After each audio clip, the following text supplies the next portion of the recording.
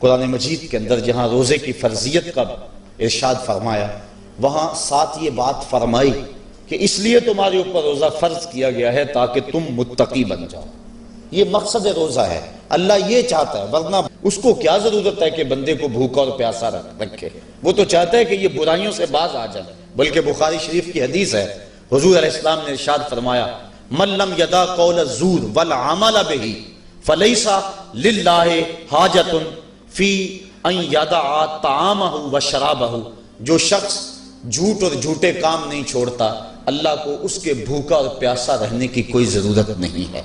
اللہ نہیں چاہتا کہ وہ بھوک اور پیاس کی مشقت گوارا کرے، اس کا تو مقصود یہ ہے کہ اس کے دل کے اندر اس کی خشیت پیدا ہو جائے۔ اسی لیے اس نے روزہ ہمارے اوپر فرض کیا ہے، ورنہ وہ کیسے چاہتا ہے کہ میرا بندہ بھوکا رہے؟ ایک ماں نہیں چاہتی کہ میرا بیٹا بھوکا رہے، اور جو 70 ماؤں سے زیادہ پیار کرتا ہے اس نے کیسے چاہ لیا کہ میرا بندہ بھوکا رہے؟ ماں کے پیار کو دنیا کے کسی ترازو پہ نہیں تولا جا سکتا۔ اور جو مالک ہے، ماں کو اتنا پیار بیٹے سے کس لیے ہے؟ اس لیے کہ اس نے بیٹے کو جنم دیا۔ جس نے جنم دیا اس کو اتنا پیار ہے، تو جس نے تخلیق کیا اس کو کتنا پیار ہوگا؟ تو ماں نہیں چاہتی میرا بیٹا بھوکا رہے، تو مالک نے کیسے چاہ لیا؟ چلو آؤ پھر ماں کی گود میں آ جائے۔ ماں بیٹے کی آنکھ میں ایک آنسو بھی گوارا نہیں کرتی تھی۔ بیٹا ہو گیا بیمار، ماں لے گی ڈاکٹر کے پاس، اس نے جو دوا تجویز کی وہ کڑوی تھی، ماں نے زبردستی لٹا لیا، بیٹا پیتا نہیں، ماں نے منہ کھولا اور کڑوے سیرپ کے قطرے اس کے حلق میں ٹپکا رہی ہے۔ بچہ چیختا ہے، لیکن جو وہ سیرپ کے قطرے حلق سے نیچے اترتے چلے جاتے ہیں، ماں کو قرار آتا جاتا ہے، اس کو طمانینت ملتی جاتی ہے۔ ماں کیا صفاق ہو گئی؟ نہیں۔ اس کا پیار چھن گیا؟ نہیں۔ اس کی ممتا رخصت ہو گئی؟ نہیں۔ وہ تو بیٹے کی آنکھ میں ایک آنسو بھی گوارا نہیں کرتی تھی، اور اب تڑپتا ہوا بیٹا، لیکن ماں کے چہرے پہ طمانینت کا نور ہے۔ اصل بات یہ ہے کہ ماں جانتی ہے، بیٹا نہیں جانتا۔ ماں جانتی ہے چند لمحوں کی تکلیف ہے، نتیجہ شفا کی صورت میں برآمد ہوگا۔ اس لیے ماں کی نظر اس تڑپنے پہ نہیں ہے، ماں کی نظر اس نتیجے پہ ہے۔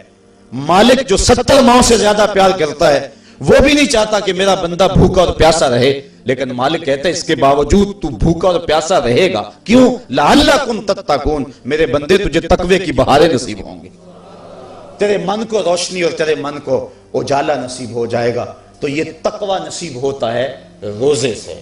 چونکہ یہ بات ذہن میں رکھیں، ہمارے 2 دشمن ہیں جو ہمیں نیکی کے راستے سے روک رہے ہیں۔ بات لمبی ہو رہی ہے، اختصار کر رہا ہوں۔ ہمارے 2 دشمن ہیں جو ہر وقت ہمارے ساتھ لگے ہوئے، ایک شیطان اور دوسرا نفس۔ جو شیطان ہے وہ بڑا دشمن ہے یا نفس بڑا دشمن ہے؟ تو آپ اس بات پہ کچھ دلیل کی ضرورت نہیں، آپ سب کہہ رہے ہیں کہ نفس۔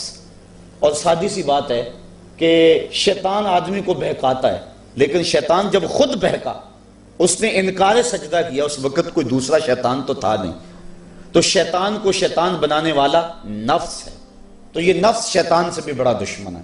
اکیلی جان 2 دشمنوں کے نرغے میں، لیکن جب ماہ سیام آیا، سلسلۃ الشیاطین، حدیث میں آتا ہے شیاطین جکڑ دیے گئے۔ 2 دشمنوں میں ایک دشمن ہمارے جکڑ دیے گئے، اب ایک دشمن ہمارا باقی ہے، نفس۔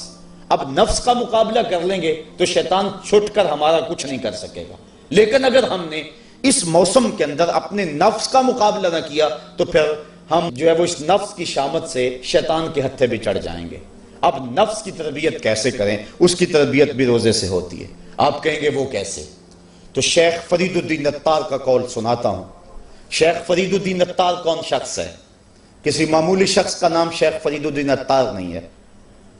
علامہ اقبال کے روحانی پیشوا، جن کو وہ مرشد رومی کہتے ہیں اور اپنے آپ کو مرید ہندی کہتے ہیں۔ اور یہ بات ذہن میں رکھیں کہ اقبال نے رومی کو ویسے پیر نہیں مان لیا، بڑا چن کے پیر تلاش کیا اقبال نے، بلکہ جب پیر 2 ہوں اور دونوں ہی بڑے قابل ہوں اور مرید کے لیے مصیبت بن جائے کہ ادھر جاؤں کدھر جاؤں، امتحان تو اس وقت ہوتا ہے۔ اب اقبال کے لیے جو ہے وہ 2 چیزیں تھیں، ایک راضی اور ایک رومی۔ اقبال کہتا تھا میں رومی کو پیر مانوں یا راضی کو پیر مانوں، چونکہ راضی استدلال کا شہنشاہ ہے اور اقبال فلسفے کا امام ہے۔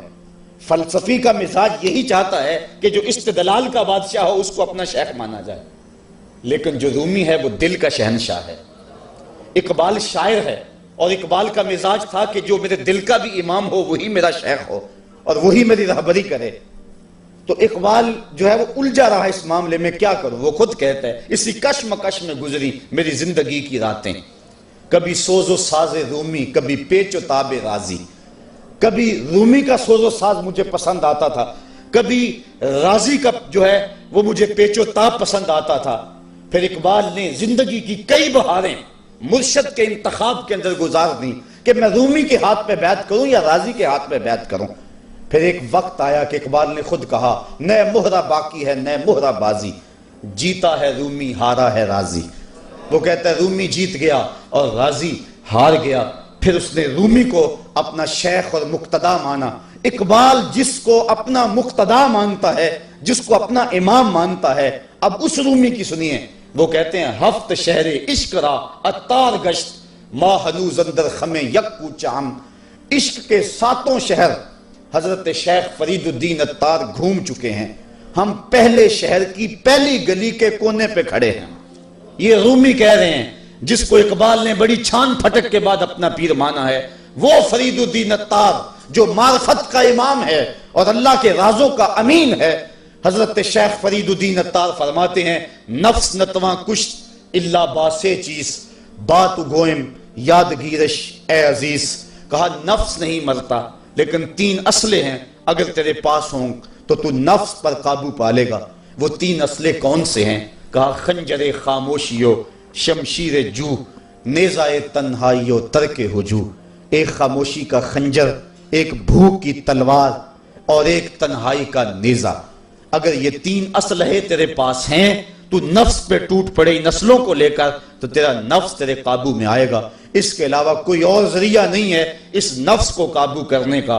حضرت باہو جیسے بھی بول پڑے باج فقیراں کسے نہیں ماریا، باہو ظالم چور اندر داہو۔ یہ جو اندر کا چور ہے اس کو پکڑ لینا اور اس کو قابو میں کر لینا اور اپنے دل کی حفاظت کر لینا، یہی بڑی دولت ہے۔ فرماتے ہیں کہ 3 اسلحے ہیں، ایک خاموشی کا خنجر اور ایک بھوک کی تلوار اور تیسرا تنہائی کا نیزہ۔ کہ ان 3 اسلحوں سے اگر تم قابو پانا چاہو تو پا سکتے ہو، اس کے علاوہ کوئی اور اسلحہ نہیں ہے جو تمہارے نفس کو تمہارے قابو میں لے آئے۔ تو پھر بھوک کی تلوار ایسا اسلحہ ہے جو نفس کا سر کاٹ دیتی ہے۔ اور میرے اور آپ کے آقا و مولا قلب و دل و نگاہ کے مرشد اولین حضور نبی رحمت صلی اللہ علیہ وسلم نے فرمایا یا معاشر الشباب من یستطع منکم الباء فلیتزوج فإنه اغض للبصر واحسن للفرج فمن لم یستطع فعلیہ بالصوم فإنه له وجاء۔ اے جوانوں کے گروہ، تم میں سے اگر کوئی شخص نکاح کی طاقت رکھتا ہے تو وہ نکاح کر لے، یہ نظر اور شرمگاہ کا محافظ ہے۔ اور اگر تم میں سے کوئی نکاح کرنے کی فی الحال طاقت نہیں رکھتا تو وہ روزے رکھے، روزے شہوات کو توڑتے ہیں۔ تو نفس کی تہذیب بھوک سے ہوتی ہے، اور بھوک ایک ایسا اسلحہ ہے کہ جس سے ہم اپنے نفس کو قابو میں لا سکتے ہیں۔